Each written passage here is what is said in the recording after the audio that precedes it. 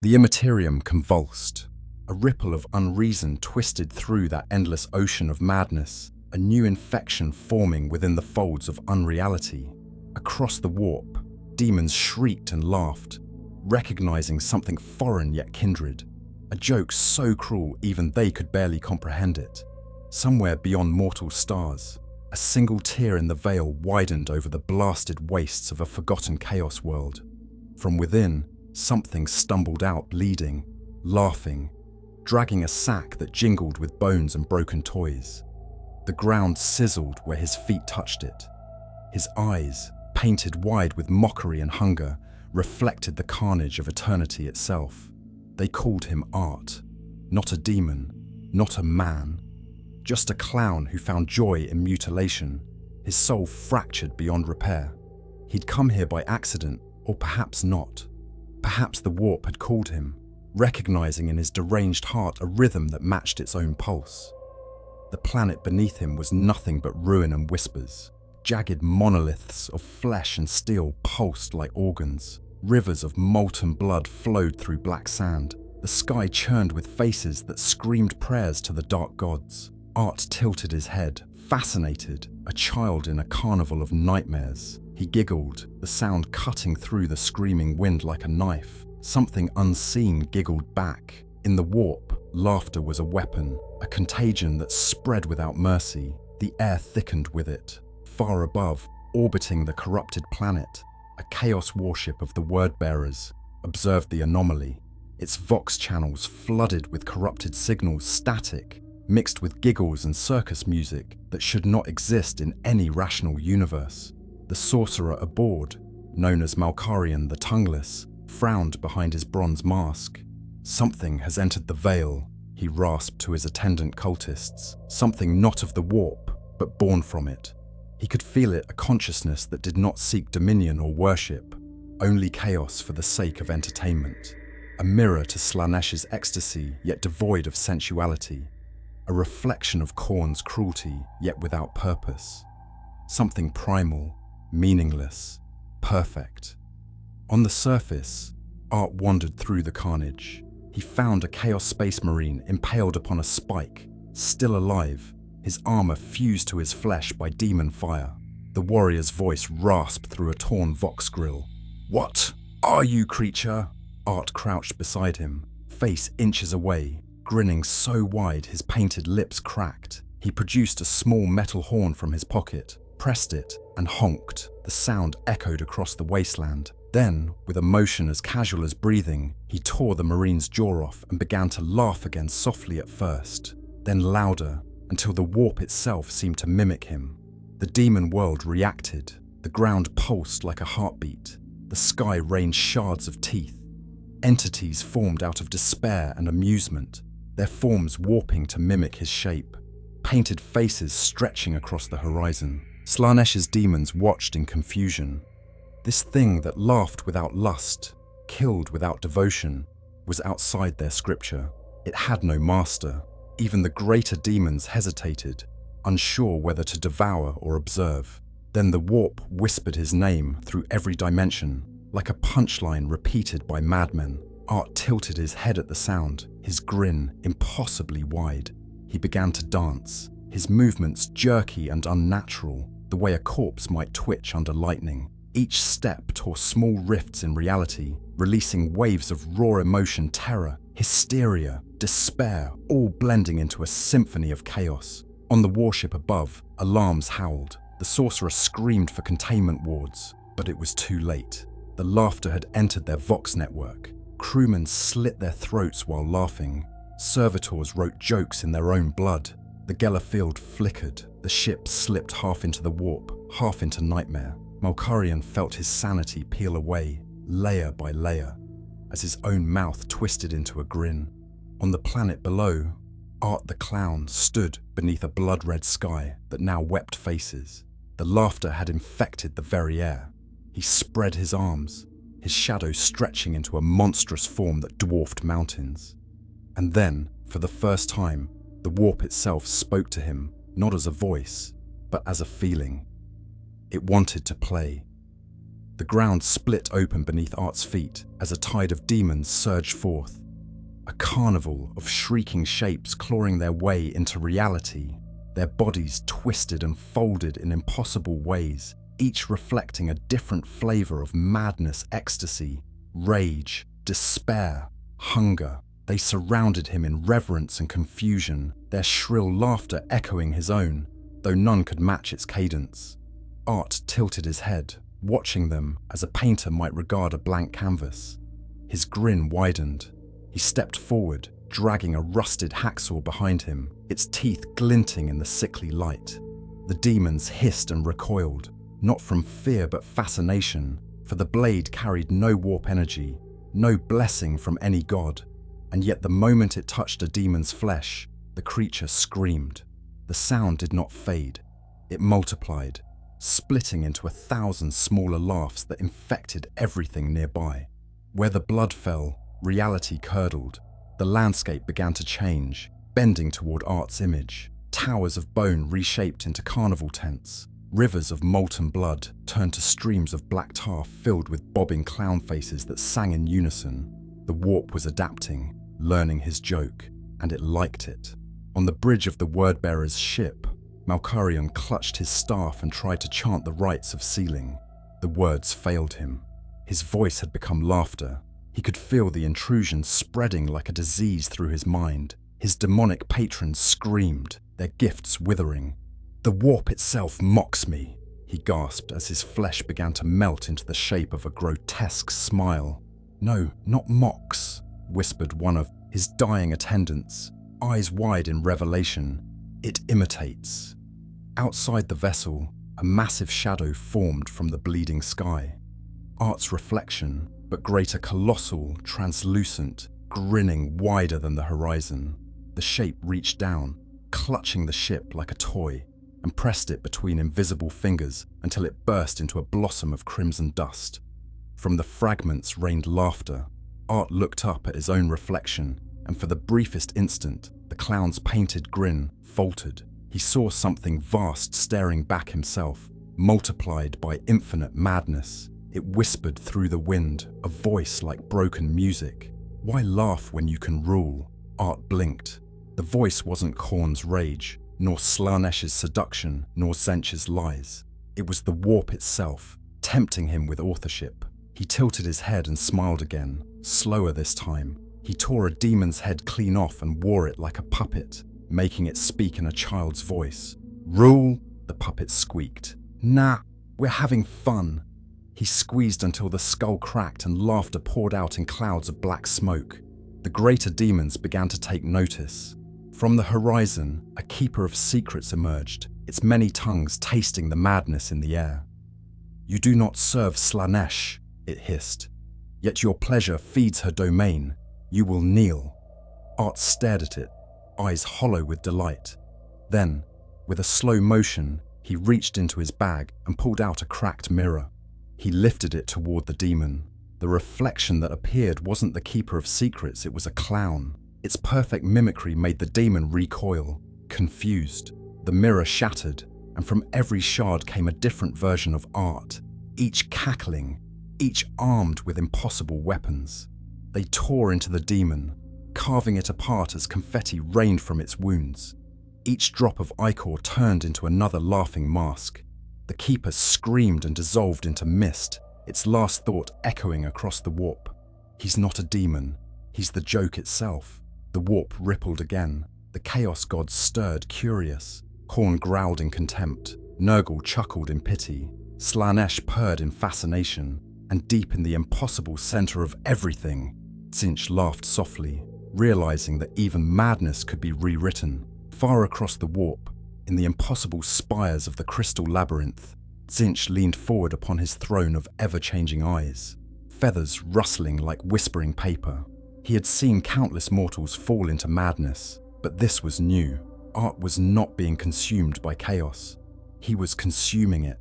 Each act of slaughter, each laugh, rewrote the rules that even gods obeyed. His madness was not an infection, but a mirror that forced the warp to see its own absurdity.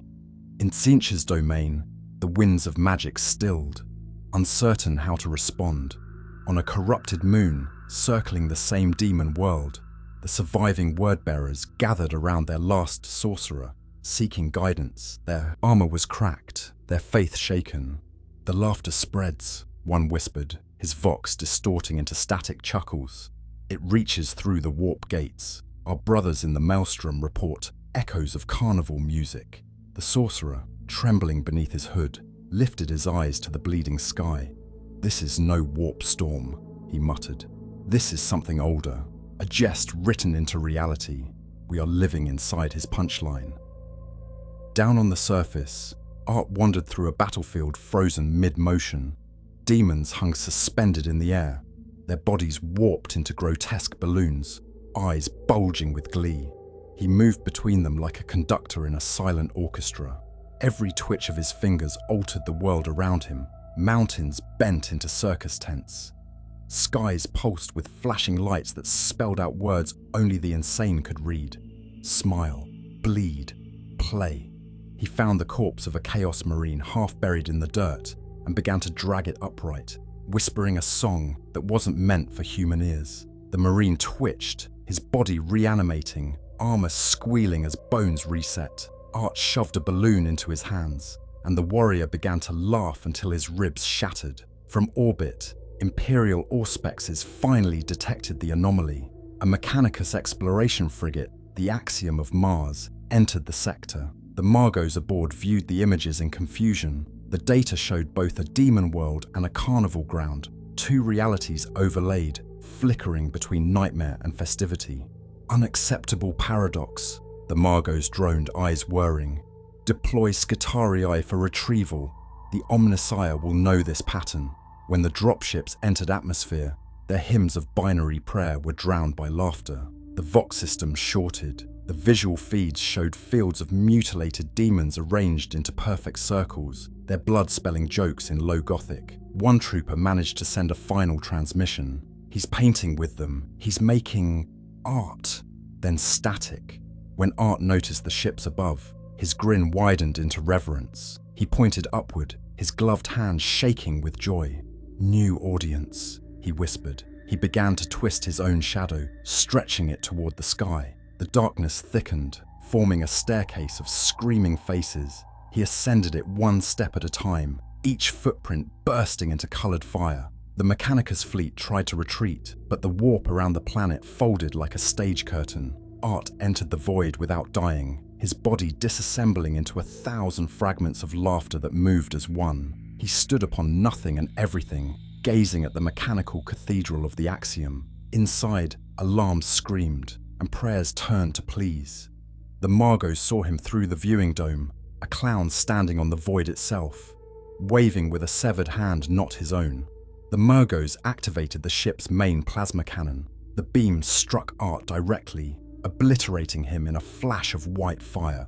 For 7 full seconds, silence reigned.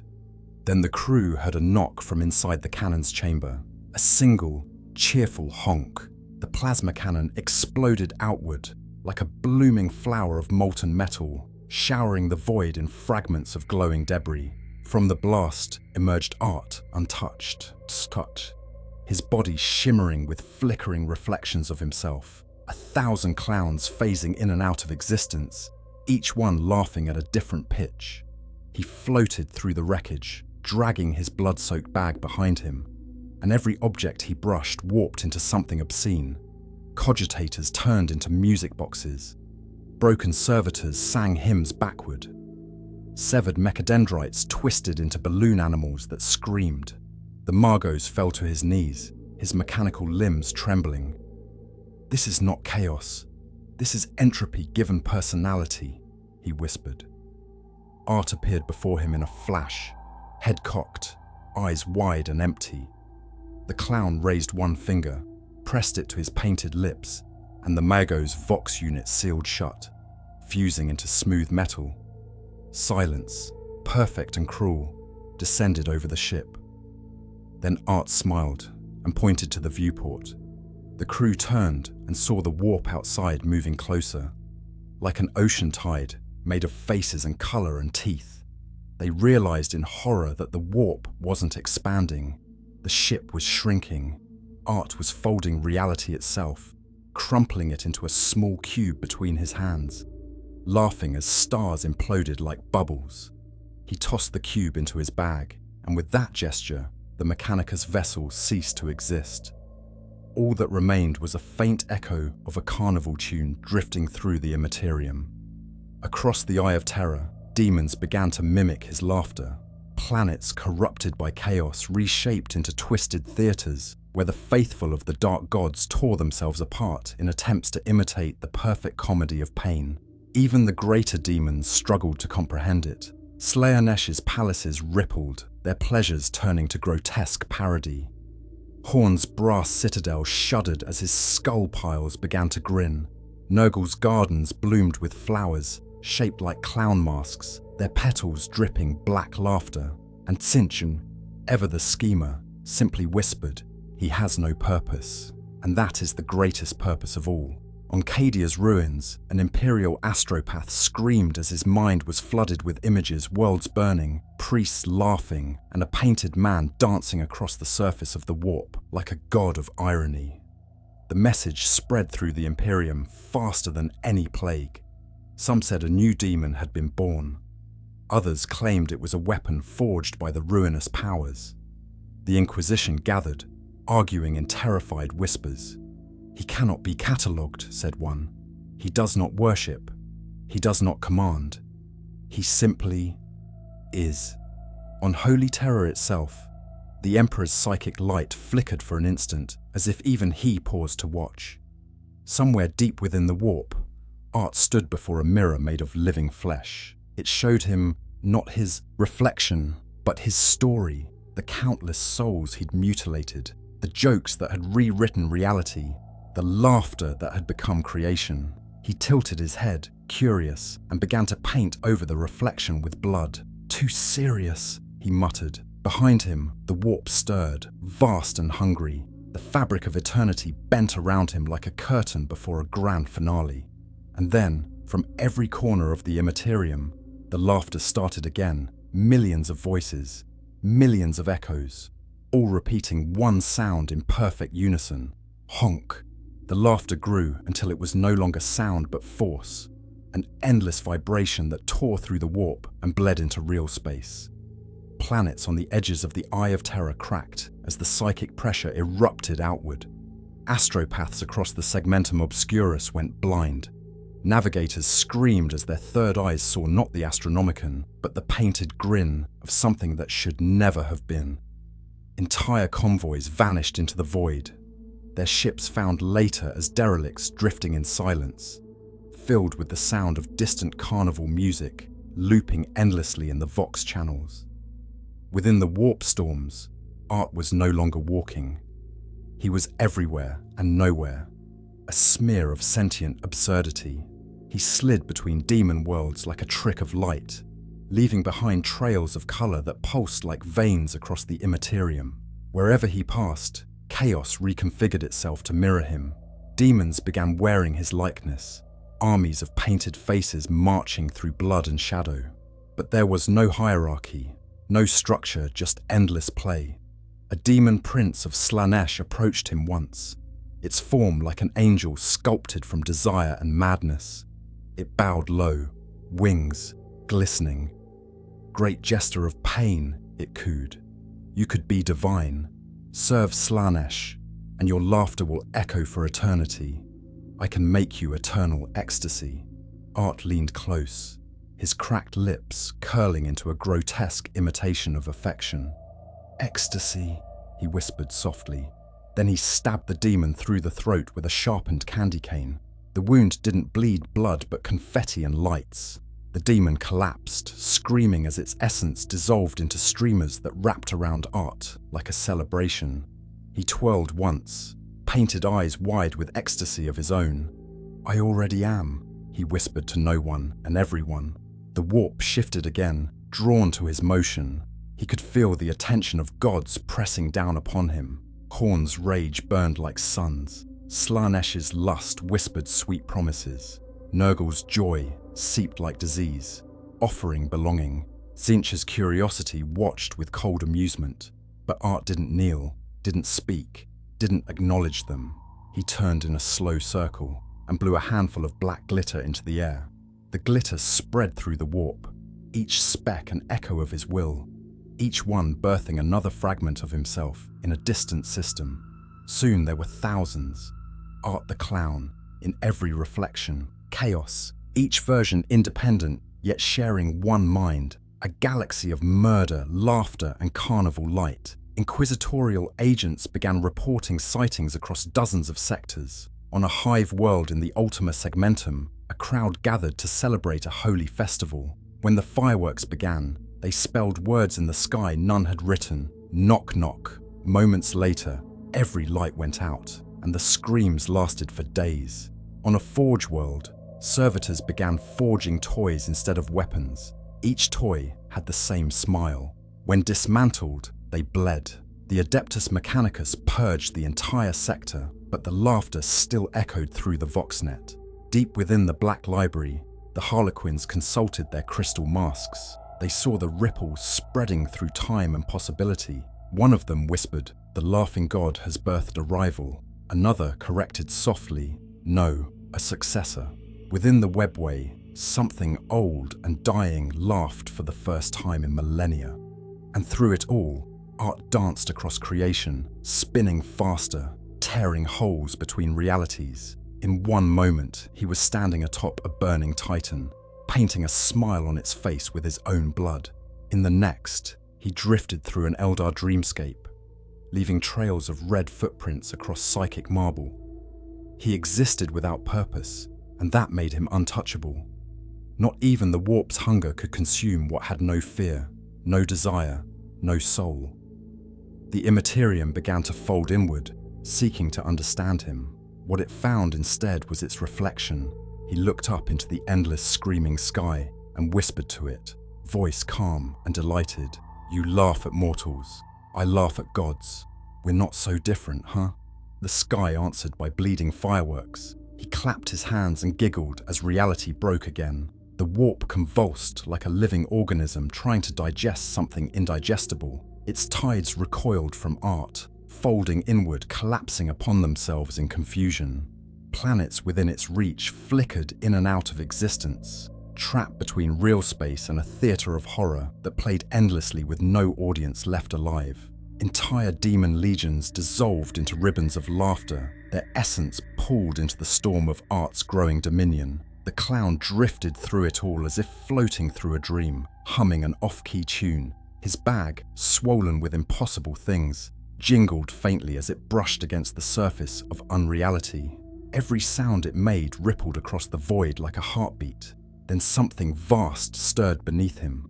The warp itself had decided to answer. It rose like a sea of living color, forming a shape that dwarfed galaxies. A mask with 1,000 faces, each one belonging to a god. From its center spoke a voice that wasn't one but all, its words vibrating through every layer of existence. "You have played long enough." Art stopped mid-step, his eyes narrowing, his grin flattening into something almost human. "Played," he whispered softly, tilting his head. "Oh, sweetheart, I'm just getting started." The mask leaned closer, its eyes blazing like collapsing suns. "You mock the divine. You twist our gifts. You turn our war into jest. What purpose do you serve?" Art blinked once, twice, then smiled again, wide enough to split his face. "Purpose?" he said, laughing under his breath. "That's your problem. You all need one." He raised his hand, and the space around him fractured, revealing the infinite faces of himself scattered through the cosmos, each one performing a different atrocity with childlike delight. "I don't need purpose. I only need the punchline." The gods roared as one, their combined fury shaking the warp, sending storms crashing into one another, annihilating entire dimensions. But the harder they fought, the more laughter spread. Their rage gave it fuel. Their disbelief gave it power. Every scream became part of his joke. Every blast of divine fire turned into confetti that rained upon the endless void. Horn's bellow shook creation itself. "Enough!" He hurled his brass axe, a weapon that had cleaved stars in two. Art caught it mid-air, spun it like a toy, and snapped it in half. The fragments turned into balloons, drifting away, each one carrying a whisper of mocking laughter. Slaanesh reached next, tendrils of exquisite agony wrapping around Art's body, pulling, caressing, trying to consume. But when her hands met his skin, they came away painted white. The colour spread up her arms, cracking like porcelain. Her screams became giggles before dissolving entirely. Nurgle's rot rolled forward like a tide of sludge, eager to embrace the clown in decay's mercy. Art dipped a finger into the bile, drew a smiley face across the surface, and the plague stopped spreading. Even corruption hesitated to touch him. And Tzeentch simply watched. His thousand faces murmured plans and counterplans, trying to predict the unpredictable. But when he looked closer into the pattern of chaos Art had created, he found no scheme, no design, no outcome. Only chaos for chaos's sake, pure and infinite. It was the one truth he had never foreseen. He is the end of stories, Tzeentch whispered to himself. A narrative with no resolution, the final joke. Art leaned closer, grinning at the unseen god. "You get it," he said softly. "You always did." Then he began to walk again, each step turning the warp beneath him into a patchwork of twisted joy. Laughter replaced thunder, stars bled color, the veil between realities thinned until even mortals could hear it in their dreams. Across the galaxy, children woke crying in the dark, whispering of a clown standing in the sky, smiling at them. Astropaths refused to speak his name, calling him the Painted Echo. The Inquisition labeled his existence as Cognito Hazard Class Omega, forbidding all description under penalty of execution. But it was too late. On distant worlds, paintings appeared where none should exist. Murals of a white face, with black eyes and a grin so wide it seemed to follow the viewer. On hive walls, on derelict ships, even inside the vaults of the ecclesiarchy. The image whispered when no one listened. Knock knock. On the throne world of terror, a storm formed in the warp above the golden throne, silent but immense. The Emperor's custodians felt it first, an unnatural stillness before the psychic wind began to laugh. Tech priests screamed prayers to the Omnissiah as the Astronomicon flickered. The light that guided humanity's fleets faltered, and for one heartbeat, the universe lost its direction. In that heartbeat, every soul across the Imperium heard the same sound echo through their minds. Honk. The laughter faded. The storm receded. The Astronomicon reignited. But something in the Emperor's chamber had changed. The light around the golden throne dimmed slightly, and a smear of red, like paint, dripped slowly down one of its massive pillars. A small balloon lay at the base of the stairs, swaying gently in the still air. The balloon swayed back and forth like a pendulum, its reflection flickering in the dim golden light of the Emperor's chamber. The custodes surrounding the throne tensed, their halberds humming with divine energy, yet none dared move. The air itself had weight now. It pressed down like the gaze of an uninvited god. One custodian stepped forward, his voice steady despite the rising static in his comms. "Seal the chamber," he commanded, but the doors behind him did not obey. They creaked open instead, slow, deliberate, mocking. A faint trail of confetti drifted through the air, glinting in the holy light. The balloon popped without sound. From the burst emerged something small, something impossible, a single gloved hand crawling like an insect, dragging itself toward the base of the throne. Each movement left a streak of red behind, not blood, but wet paint that hissed as it touched the sacred floor. The custodes advanced in formation, blades raised. "By the Emperor's light, identify yourself," one barked. The hand froze, then twitched once, twice, before curling its fingers into a crude gesture, a mimicry of a smile. The custodes opened fire. Bolts of golden energy scorched the marble, detonations echoing like thunder. When the smoke cleared, the hand was gone.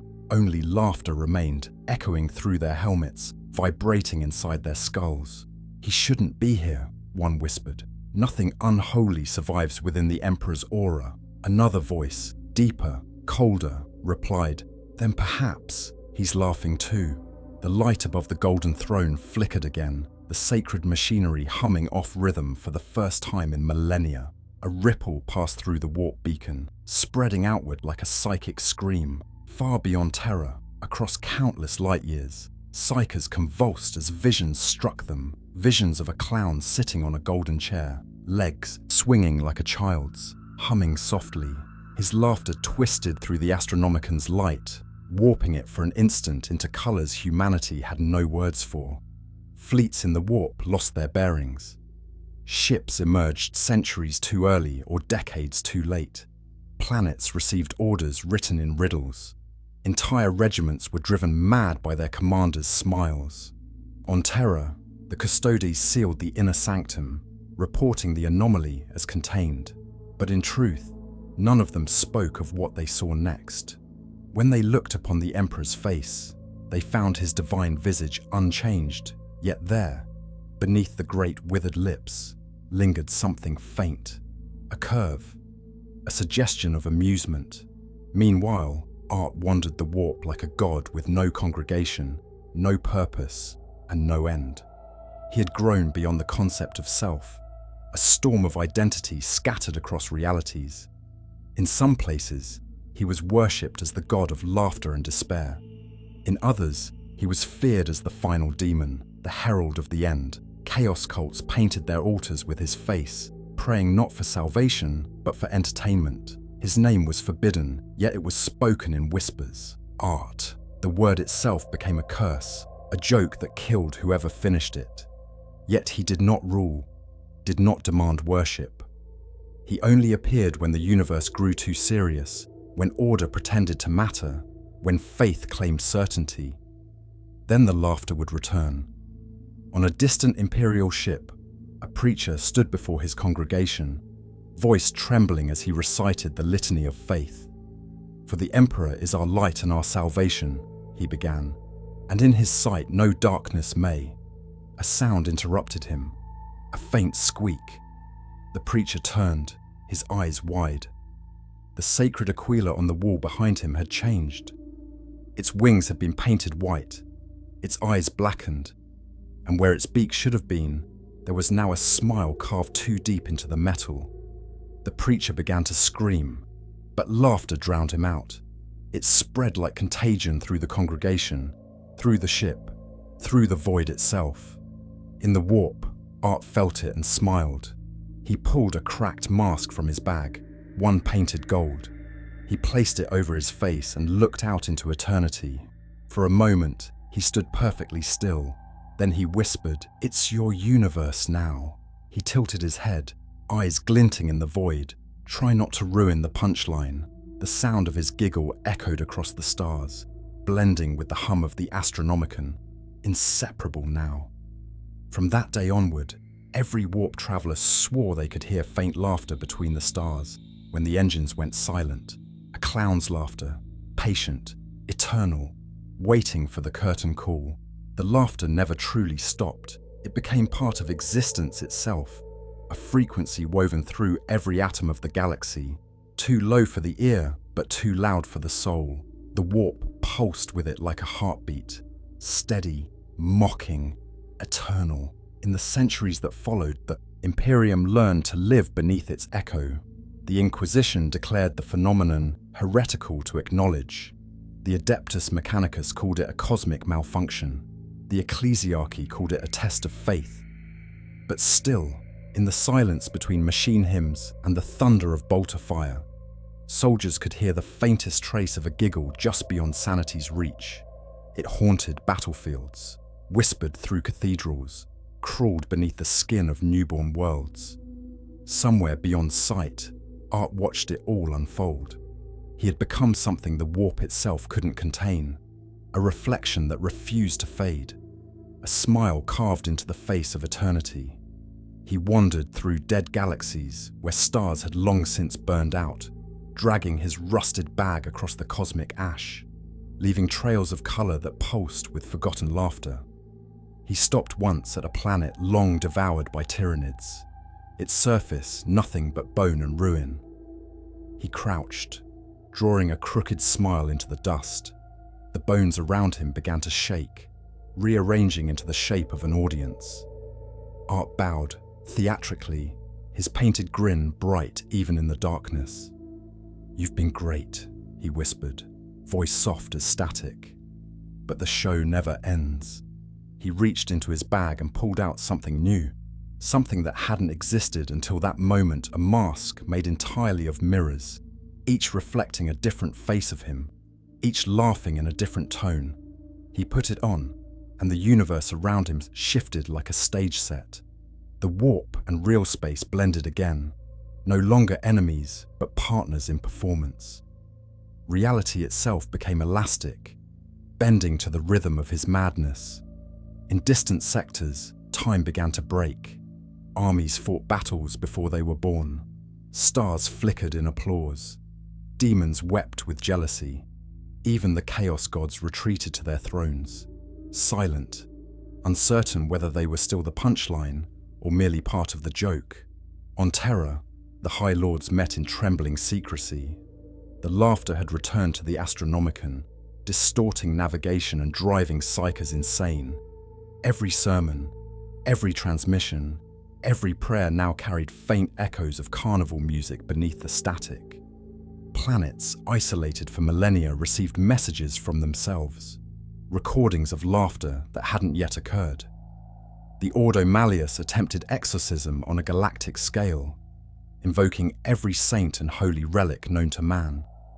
For 3 days, the Imperium prayed in unison, and for 3 days, the laughter grew louder. It rose through the warp like a wave, sweeping across sectors, shattering Geller fields, turning prayer into hysterical joy. The Emperor's throne shuddered. 1,000 psychers burned to ash. When the storm subsided, the Astronomicon glowed brighter than ever, but now its light flickered faintly red.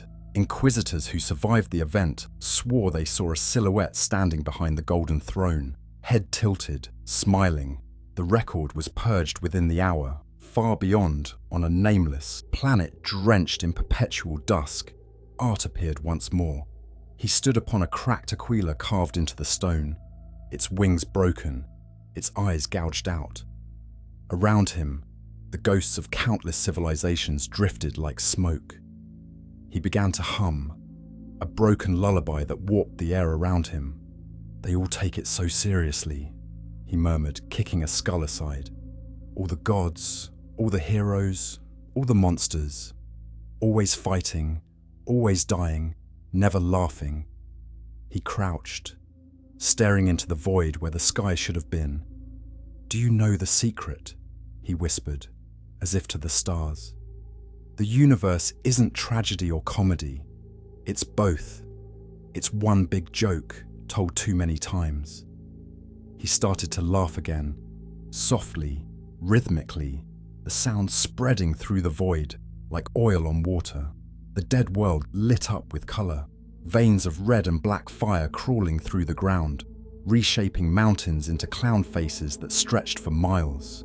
The laughter seeped upward, into the warp, then outward into the material galaxy, faster than light.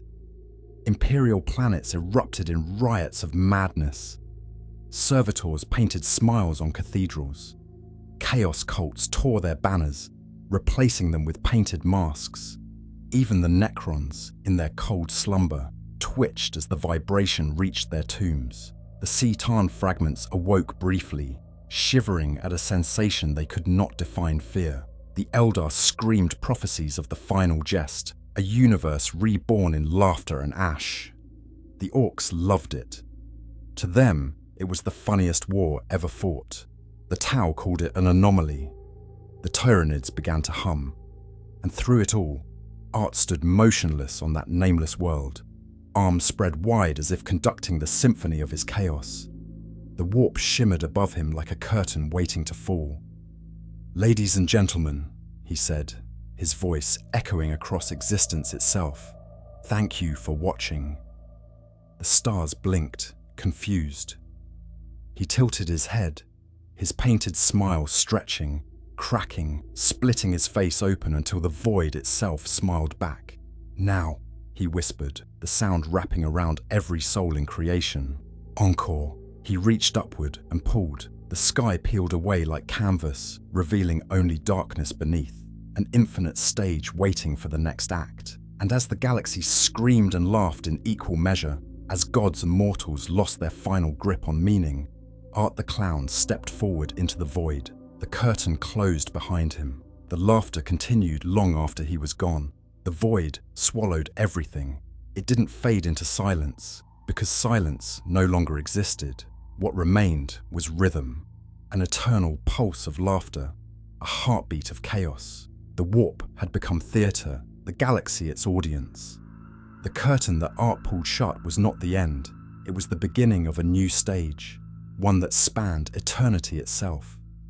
In the emptiness beyond reality, he drifted weightless, suspended in nothing, yet surrounded by everything. The laughter wasn't just his anymore. It belonged to the cosmos. He had become diffusion, a whisper of absurdity in every atom. He raised a hand and found it transparent, flickering like static, made of thought and joke and malice. He giggled softly, spinning in the dark. "I guess I really killed it," he said to no one, or maybe to everything. Then he stopped spinning, his eyes widening as the void around him shimmered with shapes, faint silhouettes forming from the residue of forgotten gods. Their voices came as whispers, broken memories of divinity. "You took our power," said one. "You made mockery of eternity." Art's grin returned, stretching wider than before. "No," he replied calmly. "I just showed you the punchline. They tried to reform, to reassert dominion, but their forms collapsed, melting into colors and faces. The warp itself had forgotten what it was supposed to be. Demons danced like puppets with cut strings. Prayers turned into jokes, and curses became applause. From the ashes of chaos rose something else, something that didn't need reason, worship, or order. The faith of mortals began to shift unconsciously. They no longer prayed to gods of blood, or lust, or decay. They began to whisper to something new, something that promised not salvation or power, but laughter amid horror. They drew his face on walls, carved his smile into their armor, painted their bullets white and black. They called themselves the Painted, and their creed was simple. All pain is performance. All war is the stage. They appeared everywhere in the ruins of hive cities, in the trenches of eternal wars, in the screaming corridors of chaos cruisers. They killed with precision and joy, reciting jokes as they slaughtered. Imperial interrogators tried to reason with them, but they would only laugh until they bled. When asked who they served, they said, "We serve the moment." The Inquisition branded them as a contagion, but none could stop their spread. The laughter they carried was infectious, not through sound, but through comprehension. Once you understood the joke, you could never unhear it. Art wandered among them unseen, passing through battles like a ghost, leaving trails of color in the smoke. He whispered in their ears, not words, but rhythm. They followed it instinctively, dancing through fire, smiling as the universe burned around them. The Chaos Gods watched from their shattered thrones. They had tried to devour him, and in doing so, they had devoured themselves. Their empires persisted only as echoes' shapes painted on a cracked mirror. Only Tsincha remained half aware, his mind fraying at the edges, repeating the same phrase endlessly to himself. The joke has no end. The joke has no end. He tried to predict what came next, but there was no next. Art had broken time itself, twisting causality into an infinite loop of laughter. The galaxy began to repeat itself in parody. Armageddon fell again, but the orcs wore painted faces. The Black Crusades returned, but the Chaos Marines fought not for skulls or souls, but for applause. Horus rose once more in a distorted echo, his armor bright red and white, his war cry replaced with hysterical laughter. Even the Emperor's psychic image began to distort. Within the golden throne, his aura flickered not dimmer, but stranger. His light began to laugh. Pilgrims on terror swore they saw his face smile. The ecclesiarchy called it divine humor. The Inquisition called it heresy. The Adeptus Mechanicus began constructing laughter dampeners, machines designed to silence psychic mirth. None of them worked. One by one, the dampeners exploded, releasing clouds of confetti and balloons filled with screaming faces. The laughter had become self-sustaining. It no longer needed art. It had learned to exist without him, to feed itself. For the first time, he felt something close to surprise. He stood in the void, watching creation laugh on its own, no longer dependent on his presence. His smile softened, and for a moment, his expression turned almost human. "You grew up," he whispered proudly. "You got the joke." He sat cross-legged in the dark, letting the rhythm of eternity wash over him. He could feel every scream, every explosion, every cosmic tear, and it was beautiful. It was music. He thought of all the faces he'd worn, all the worlds he'd painted, and he began to hum again. It was soft at first, a lullaby for a dying universe. But slowly, it grew louder, bolder, reshaping the void around him. From the darkness rose a light not divine, not holy, but theatrical, a spotlight. Art looked up into it, shading his eyes with one gloved hand. He smiled wide and sincere. "Showtime," he said, and the light split open, forming a new stage. Planets unfolded like props. Stars spun into place as if guided by invisible strings. Space itself reassembled, rebuilt upon the ruins of meaning. The galaxies began again, not as divine creation, but as performance. And at its center stood Art, bowing low, surrounded by infinite echoes of his laughter. "Ladies and gentlemen," he said softly, voice echoing through time. This was Act 1. He snapped his fingers, and the universe exhaled. Then the laughter began anew. The new universe unfolded like a stage play built from fragments of madness and memory. Every law of physics returned wearing a painted face, every rule of existence humming with laughter. Stars were reborn, not in silence, but to the sound of applause. Their supernovas burst in colors unseen before, spirals of crimson and gold that spelled faint words in the dark. Ha ha ha. Planets emerged in synchronized rhythm, dancing around their suns as if orbit itself were choreography. Life began again, but this time it carried a trace of him. The creatures that crawled from primordial sludge were born with smiles too wide for their faces. They did not cry when born. They giggled. Time restarted but refused to run straight. Moments looped. Death became punchline. Rebirth became encore. The warp, now diffused through everything, pulsed with rhythm rather than rage. Its seas shimmered in carnival colors. Demons, no longer bound to the four gods, now answered to something more abstract. A spirit of humor and destruction, a clown of creation. They called it the Mirth Eternal, though none dared say its true name aloud. Even thinking it too clearly could make the air twist into laughter. Art drifted above this newborn chaos, his form half ghost, half memory. He watched the galaxies spin, smiling softly, his painted face reflecting the light of 1,000,000,000,000 newborn suns. The cosmos had become self-aware, performing for its own amusement. He had achieved something no god, no hero, no monster ever had. He had freed the universe from meaning. Still, even amid perfection, Art grew restless. He missed the audience. He missed the fear, the tension, the heartbeat of the stage before the first scream. He floated through nebulae, shaped like balloons, through black holes that wept color instead of gravity. He peered into the void between galaxies, where silence should have lived, and felt boredom gnaw at his soul. "It's funny," he murmured to himself, voice echoing through creation. They laughed so hard they forgot why they started. He looked down at his gloved hands. They were cracking, fracturing into fine dust made of memories. Every giggle, every joke, every scream he had ever caused shimmered across his skin. The universe had learned his humor too well. It no longer needed him to laugh. That realization made him smile even wider. "Guess that's the final joke," he said softly. "Even the clown becomes forgotten." He began to fall, descending through layers of reality like a raindrop through glass. He fell past the warp, past the galaxies, past the concept of light. His reflection followed him through the cracks of everything, whispering words he no longer understood. When he landed, it wasn't on a planet, but on a world made of mirrors endless, silver planes reflecting infinite versions of himself. Each one smiled differently. Some wept, some screamed, some stood still, their paint smeared, their eyes hollow. He walked among them, dragging his bag, the only sound a faint jingling like a funeral bell.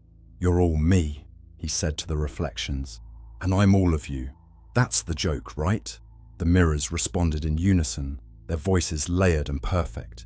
"The joke is everything, Art, and everything is the joke." He began to laugh, and the sound split the mirrored world into shards. Each fragment fell into a different universe, carrying a sliver of him. They landed in realities unknown, some bright, some dark, some not yet written. In one, a world of knights and empires. A circus tent appeared overnight in a ruined city. In another, a distant dimension ruled by machines. A single smile was burned into a planet's surface like a scar. Each reflection carried his legacy, a virus of laughter, a promise that nothing, no matter how divine or eternal, could escape absurdity. As the mirrors shattered completely, Art's body dissolved into light, spreading across realities. His final thought was pure amusement. "I guess I'm everywhere now. Lucky them."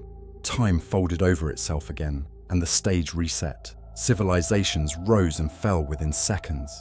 Stars burned out and reignited in applause. Somewhere within the heart of this cosmic theater, a faint tune began to play, the same carnival melody that had haunted the warp for eons. The lights dimmed, the audience unseen, waiting for something to happen. Then, through the dark, a spotlight snapped on. The stage was empty for a heartbeat. Then a shadow stepped forward, thin and grinning, dragging a bag that jingled. His face came into focus. It was him, but older, darker, eyes like galaxies collapsing inward.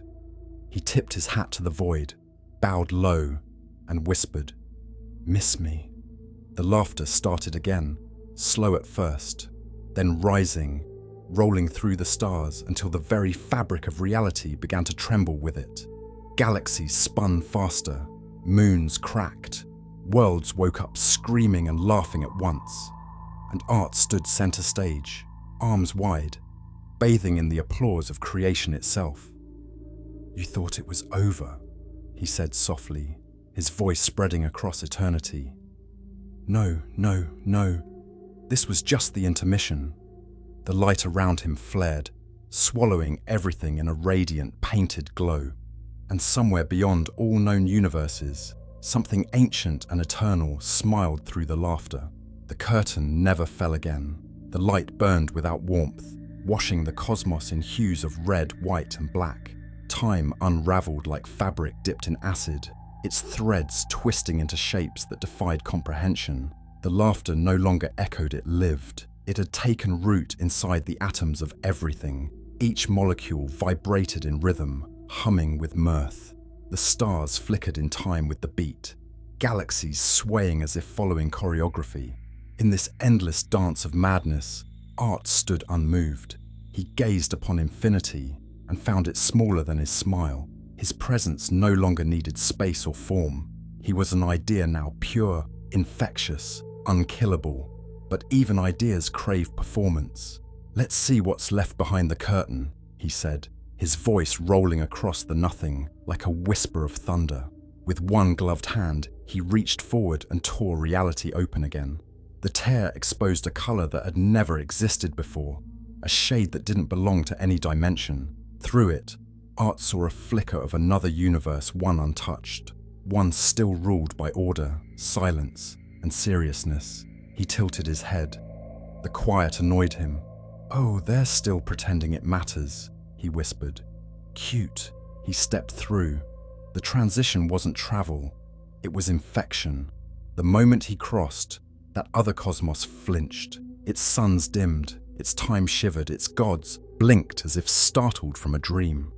In this new place, there was no warp, no chaos, no laughter, only serene perfection, built on rules and structure. But when he arrived, it began to crack. He landed in a city of shining spires, a civilization untouched by corruption, its inhabitants tall and elegant, their faces expressionless. They looked up at the sky as he appeared, hovering above them, dragging his sack behind him, his shadow stretching across towers of silver light. One of them stepped forward, her voice calm and curious. "You are not of this continuum. Identify your purpose." Art smiled, wide and broken.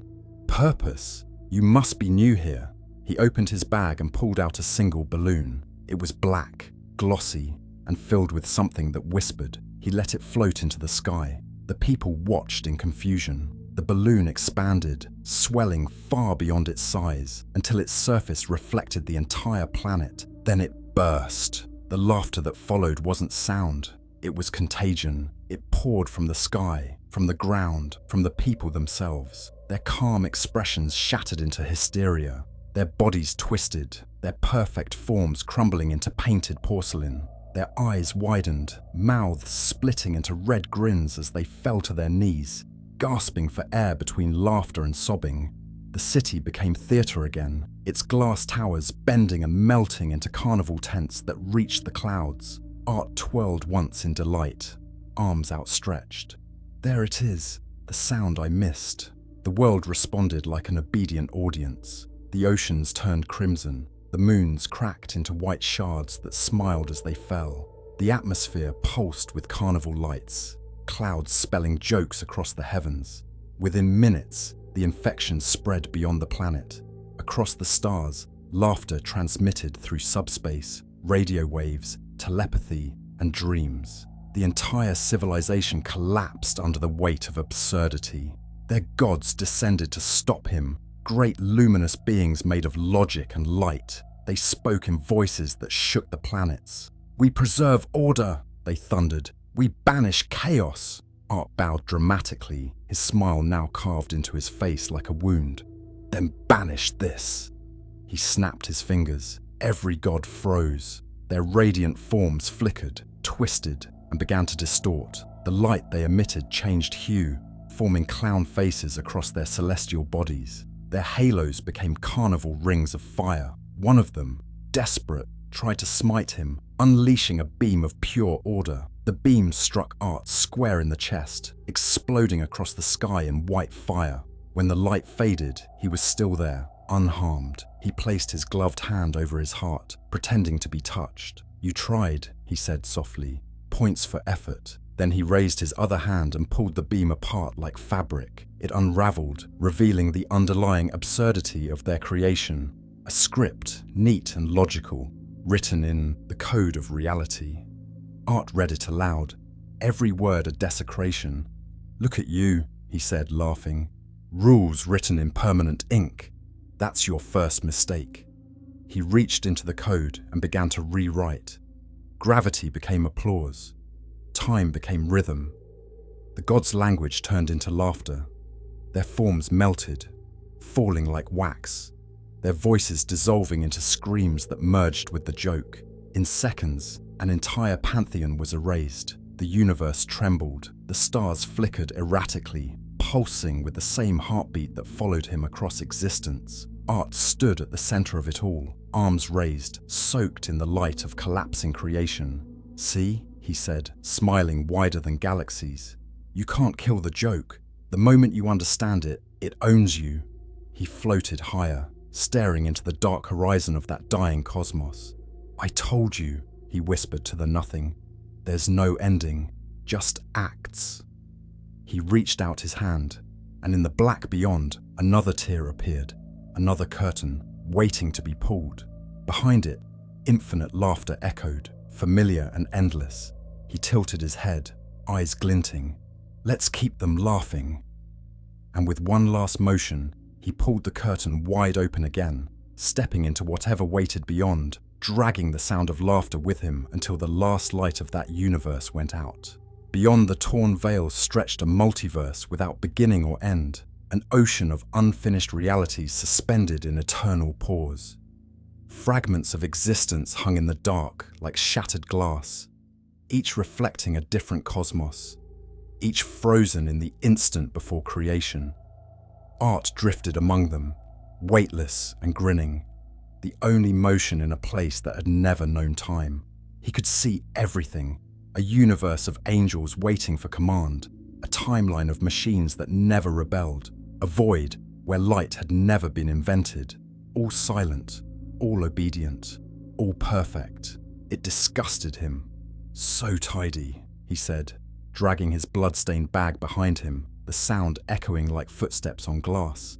No mistakes, no tears, no laughter. He stopped beside a fragment that flickered faintly, a universe on the verge of being born. Its surface shimmered with pale blue light, pure and untouched.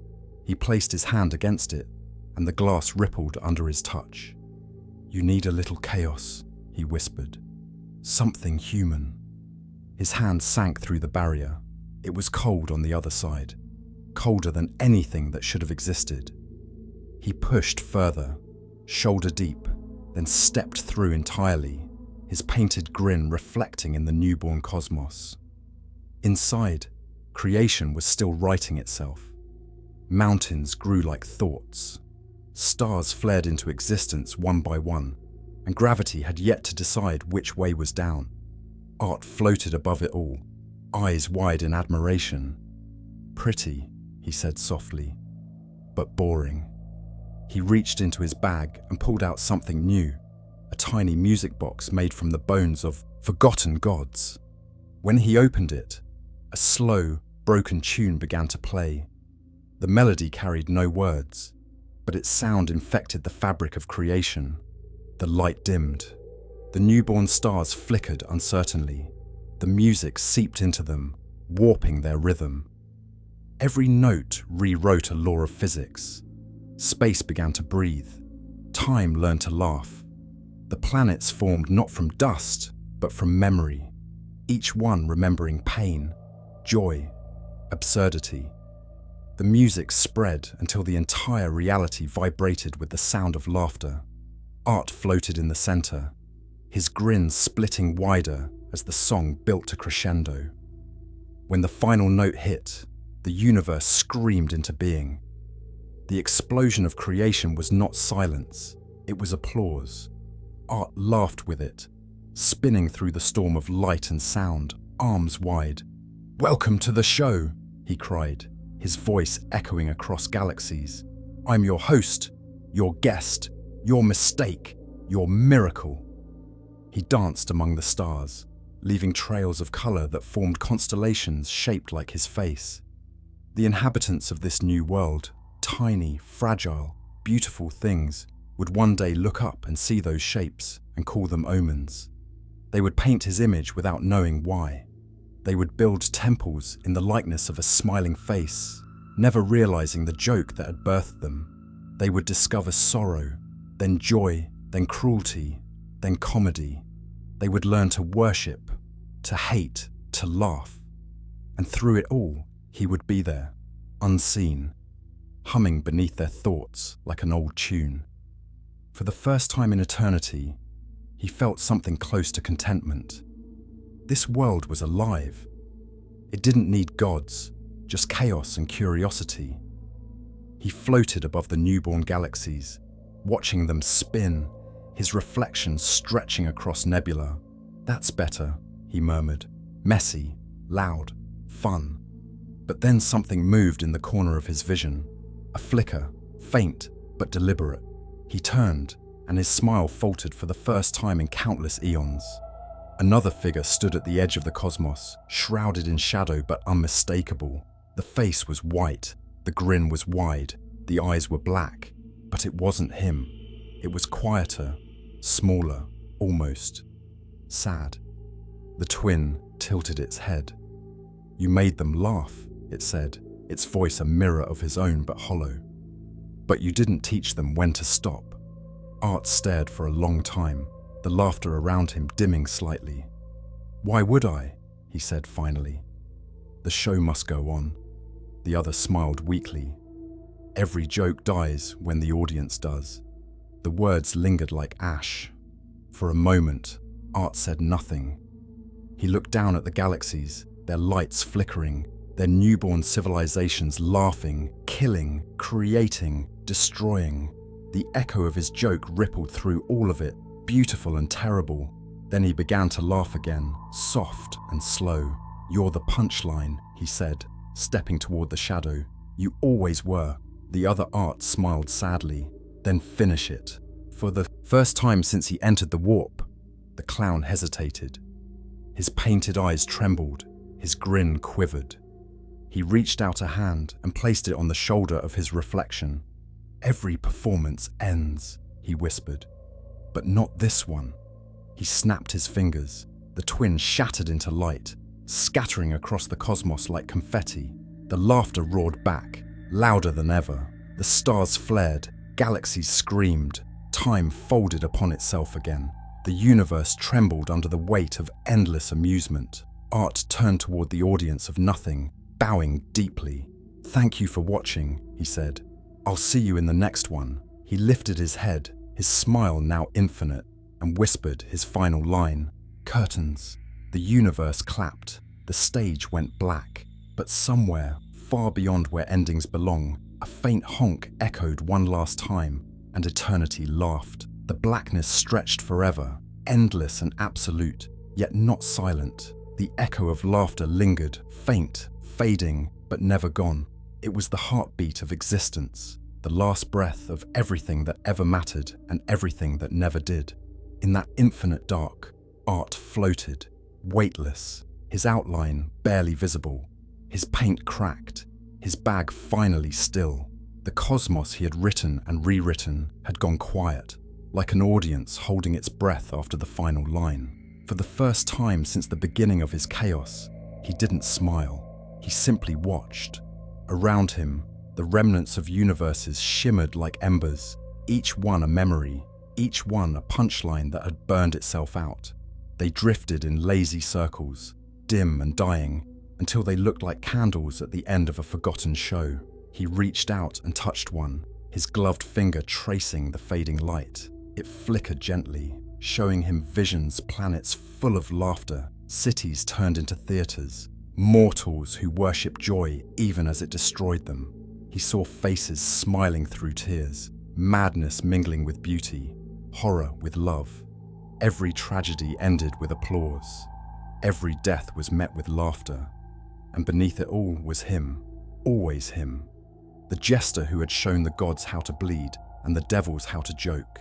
The being who had turned the laws of existence into a stage and the void itself into audience. He watched the last ember fade, and for once, he didn't laugh. "It's quiet," he whispered, the sound fragile, small, human. "I never liked quiet." The void didn't answer. It never did. He sighed softly, then looked upward, or perhaps downward, for in the void, direction was a joke. There was still one thing left above him, glowing faintly like the memory of a star. It was the mirror world, or what was left of it, fragments of reflection drifting like broken glass. He reached toward it, and the shards began to swirl, slowly forming a circle, a frame, a portal. In its surface, he saw himself not the monster, not the god, not the clown of infinite jest, but the man he once had been, the one who hid behind paint and cruelty because silence terrified him, the one who was once mortal, the one who just wanted someone to watch. The reflection smiled sadly. "The curtain has fallen," it said softly. "You did it. The show's over." Art tilted his head, that old gesture returning like muscle memory. "Shows don't end," he said, his voice trembling with amusement and exhaustion. "They just change venues." The reflection nodded, its features melting into light. "Then go," it whispered. "But leave the stage behind." For a moment, Art didn't move. He stared at the mirror. the laughter of eternity echoing faintly behind him like the sea. Then he reached into his bag one last time. From its depths, he pulled a single object, a cracked red clown nose. He held it for a long while, staring at it in his palm. It was the first joke he ever told, the first mask, the first lie that made the world laugh. He smiled, not the painted grin, not the carved one, but something soft and real. Then he placed the nose gently into the mirror. The surface rippled like water, absorbing it completely. The laughter behind him faded instantly, the sound collapsing into stillness. He turned his back on the mirror, eyes closing. The darkness pressed in, heavy but peaceful. He whispered, almost to himself, "Every joke needs an ending." He raised his hand as if to wave to an unseen audience and gave one final bow, slow and deep. A performer thanking a universe that no longer existed. The void shimmered faintly, and then nothing. No sound, no color, no movement, just stillness. Then, somewhere far away, a spark appeared. Small, soft, warm. It drifted through the black like the memory of a heartbeat. It carried laughter, faint and innocent, not cruel, not manic pure. The sound of a child giggling. It grew louder, stronger, filling the void with light. And as the laughter rose, something new began to form. A world, fragile and unshaped, smiling as it came into being. In the heart of that newborn world, buried beneath layers of time and myth, a single balloon rested, red and glistening. It swayed gently in the wind that wasn't yet born. When it burst, it didn't release chaos or horror or madness. It released light, pure, warm, endless light. And from somewhere beyond time, so faint it could have been memory, a single word drifted through the new dawn, soft as breath, kind as a sigh. Laugh. The light expanded, swallowing everything, and the universe began again, not in fear, not in cruelty, but in joy. The laughter this time was different, softer, honest. It carried no malice, no madness, just wonder. The kind of laughter that only comes after pain, when you finally understand the joke. And then, like a final breath before eternity, silence. The stage was gone, the audience gone, the clown gone, but the smile remained written across the stars. Subtle, eternal, perfect.